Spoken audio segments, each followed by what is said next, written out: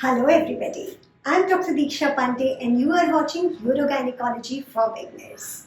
I hope you are enjoying your Sunday. Before we move on to the class, let me give you the gentle reminder about the Urogynecology Fellowship with us. The form are already out and online and the closing date is coming soon. So if you are the one who is interested in learning, please fill your form today, utilize your Sunday. Now, moving on to the topic for today's class, the topic is Colpocleisis, a topic which is very, very close to my heart. Though we have put, I think, 3 or 4 videos earlier discussing the same, showing you the surgery of the same. However, today what I have done is compiled 4 videos together to give you an idea how versatile this procedure can be. So try to watch all the 4 videos and let me know what do you think about changing the world for good, for the benefit of our patients. So I'm going to discuss today a topic which is so very close to my heart, Colpocleisis, reviving the lost art. Do you know, compared to any reconstructive procedure, Colpocleisis is a POP surgery with highest success rate and lowest morbidity. If you have not done or seen a colpocleisis surgery, don't feel bad because the numbers are same all around the world. This study shows the numbers from USA published in the year 2017. You can see here in 1992 the number of colpocleisis done were around 17,000, which dropped to only 900 in 1997. Total colpocleisis, which is a wonderful procedure for wall prolapse, in 1989 it was more than 3,000. In 1995 it remained only 32. So for sure, it is a dying art which we all must try to revive. If you want to understand, colpocleisis can be of 3 types. The first one, Le-Fort colpocleisis, where the uterus is left in situ. Total colpocleisis, which is done for wall prolapse, where the uterus is already been removed. The third kind is colpocleisis with hysterectomy, wherein you do colpocleisis and you can remove the uterus also. So today I have decided to show you all these 3 procedures in 3 different patients with something extra after this if the time permits to understand how versatile this procedure is. Let's start with Le-Fort partial colpocleisis where the uterus is left in situ. This is an old fragile lady with multiple comorbidities and 3rd degree uterovaginal prolapse. The surgery starts with raising 2 rectangular flaps from anterior and posterior vaginal epithelium, leaving the fascia as much as possible in situ. While dissecting these rectangles from the anterior and posterior aspect, we keep around 2 to 3 centimeters of tissue on the sides and at the lower margin so that a drainage channel can be created that helps if there are some secretions from uterus and cervix later on to drain those efficiently. Now once the dissection has been complete, we start suturing. The sutures are taken in such a way so that this epithelium is inverted or enfolded so as to create the channel which I told you. To have the same caliber and consistency of this channel, we insert a Ryle's tube all around, which will be removed later on at the finishing point of the surgery. So this is the insertion of the Ryle's tube, which is going to create a perfect channel all around to help drainage of secretions. Once the side channel is ready, then you start approximation sutures between anterior vaginal wall and the posterior vaginal wall. The sutures are taken successively so that to push the mass inside the pelvis.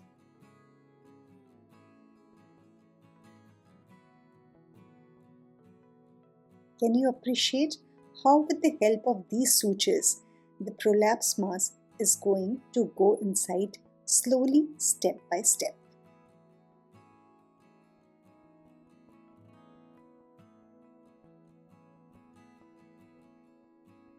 Once the anterior and posterior vaginal fascia has been approximated together, we reach at the edge of the vaginal epithelium. Can you see the edge of vaginal epithelium here? After this last suture of approximation sutures, the entire edge of vaginal epithelium will be approximated like this with the posterior epithelium with the help of interrupted sutures. These are figure of 8 sutures to take care of hemostasis at the vaginal edges.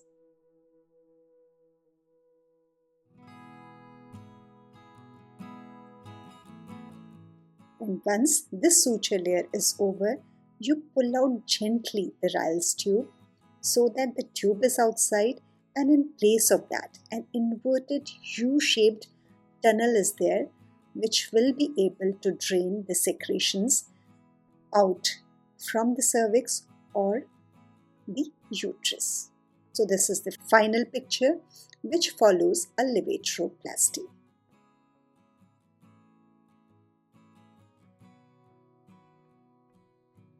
Levatroplasty almost always is done with the colpocleisis to give a good length of vagina. A good genital height is, this is the levator muscle, you can see it here inside.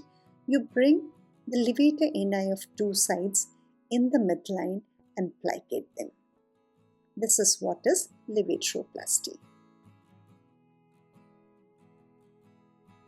After this, the vaginal mucosa and the perineal skin is closed in a vertical fashion.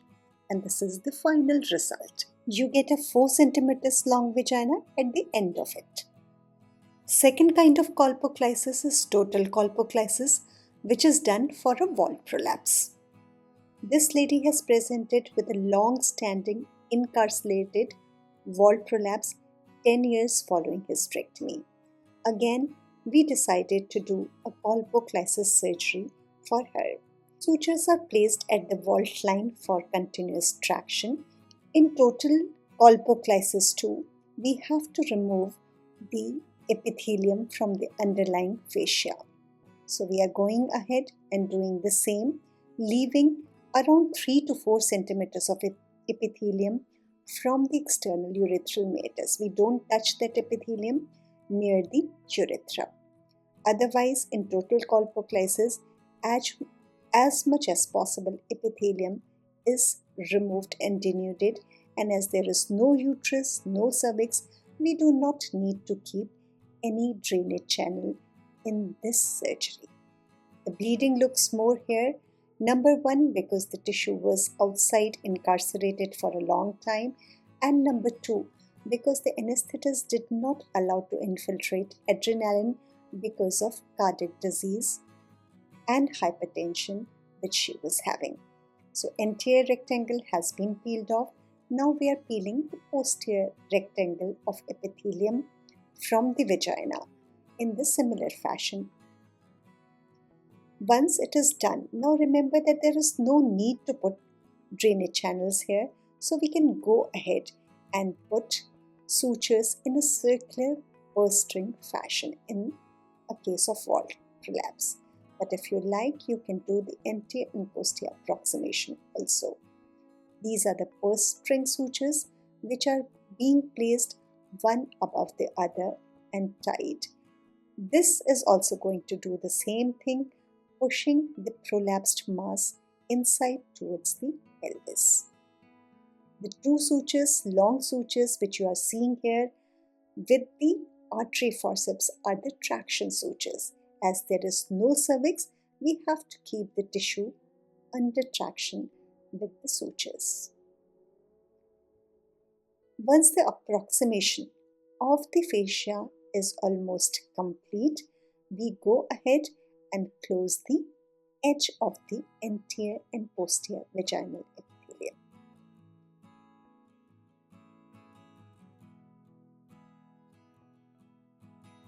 This is approximation of anterior and posterior edge of vaginal epithelium with interrupted suture once again.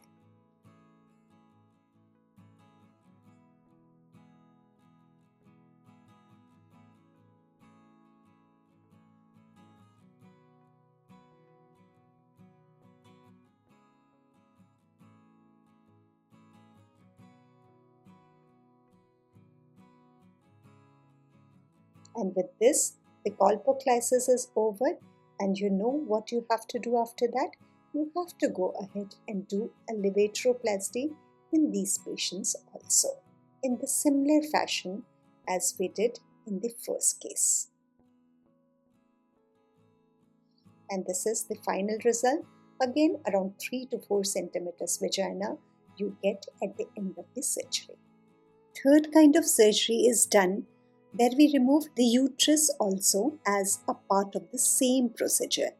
Now, in which cases it is required? It is required in those cases where you plan to save time of anterior colporrhaphy, posterior colporrhaphy, mecanal skuldoplasty. To reduce the time and morbidity related to all these procedures, you want to do a colpocleisis, but there is an indication like fibroid or a polyp inside the uterus or some benign pathology of uterus where you need to also remove the uterus.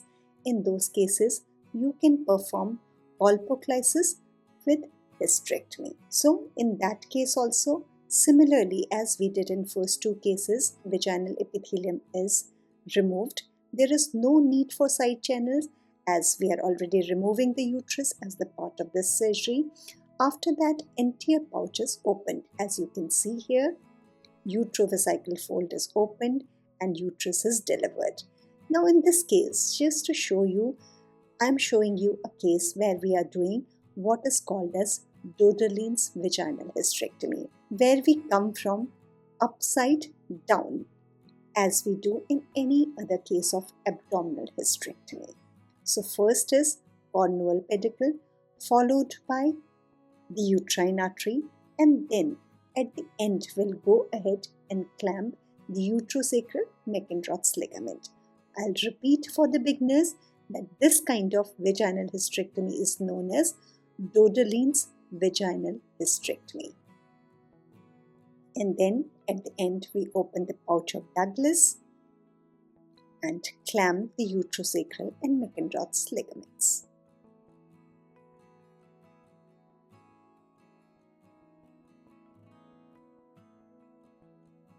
After this, once hysterectomy is done, we close the peritoneum as we do in any vaginal hysterectomy for prolapse. Routinely, we call it high peritoneal closure. The other name for this procedure is vaginal Moskowitz procedure. After this, we'll start the approximation sutures of colpocleisis as we did in the case of total colpocleisis. You can put multiple purse string sutures here to make the surgery even faster. I will repeat, there is no need for side channel here as the uterus and cervix have already been removed.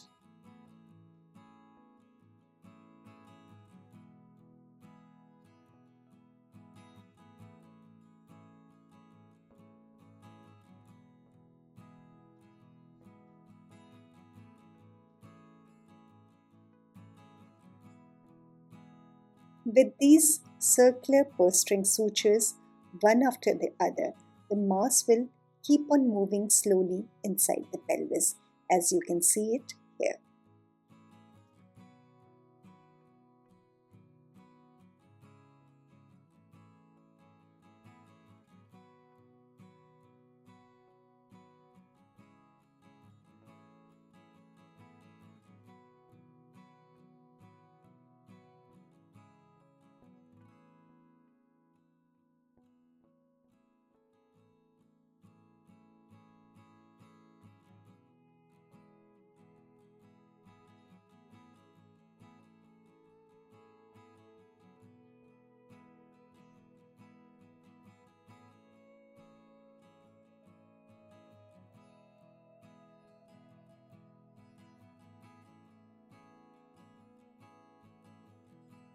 And because of the approximation sutures, once the mass goes inside, we have the last step.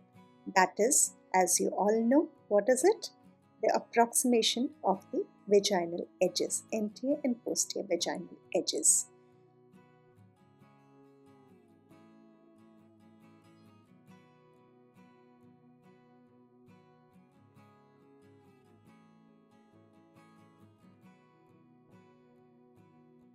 Usually this is followed by levatroplasty. However, in this patient, as the genital hiatus is not very big, we decided to go ahead and do a simple perineuraphy that was good enough for this patient.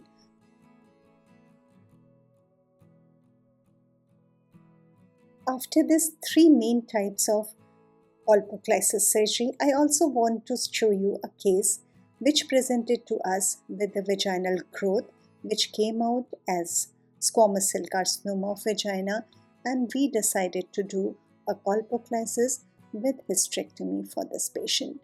Now if you are wondering why we are doing colpocleisis and hysterectomy for this patient, try to understand this thing that cervical cancer and vaginal cancers behave in the same way, and if this lady would have presented without prolapse with this growth inside the vagina or on top of her cervix, we would have directly gone ahead with radiotherapy as she had multiple comorbidities and she was almost bedridden. So surgery was not an option for her. If this patient would have been young, maybe we would have done an exenteration procedure for her. But keeping in mind her comorbidities, the idea was to give her radiotherapy. But you cannot give radiotherapy in a prolapsed uterus because the anatomy is totally distorted of bladder, of rectum, of ureters. So you have to maintain some normal anatomy before you can start giving radiotherapy to her. So the idea here is not curative but to help implement the required treatment. So for those cases also, colpocleisis can be of great help. The steps are exactly same as I showed you in the third case, so I'm not going to repeat it, but have a look. You might find it interesting.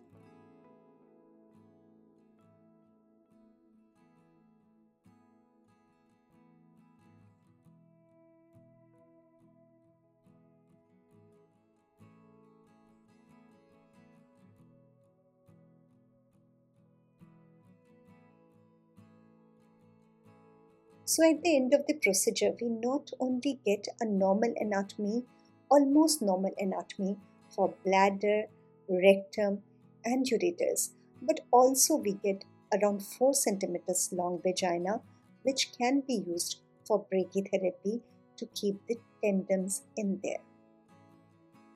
You have seen the procedures. Let's discuss what are the plus points and what are the controversies related to the procedure. Let me tell you the first thing first, that the success rate which has been reported for a long time for colpocleisis is more than 95%, which is much more than other native tissue repairs.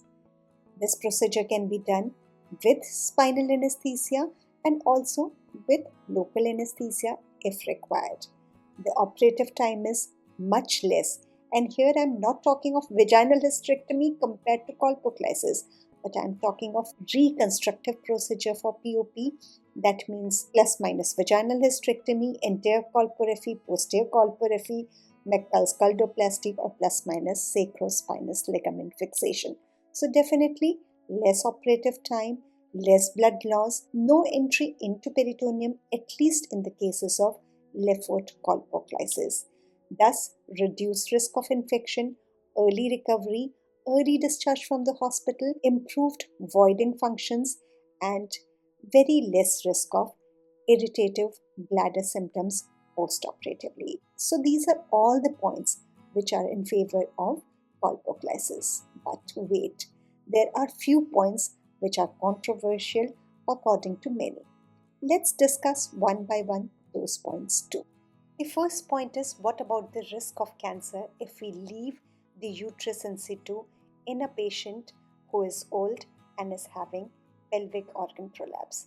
The answer to this is, today we have many modalities to predict the risk of cancer, and if you feel that there is a risk of cancer in the uterus and in the cervix, you can very well remove it and then follow it with a colpocleisis procedure.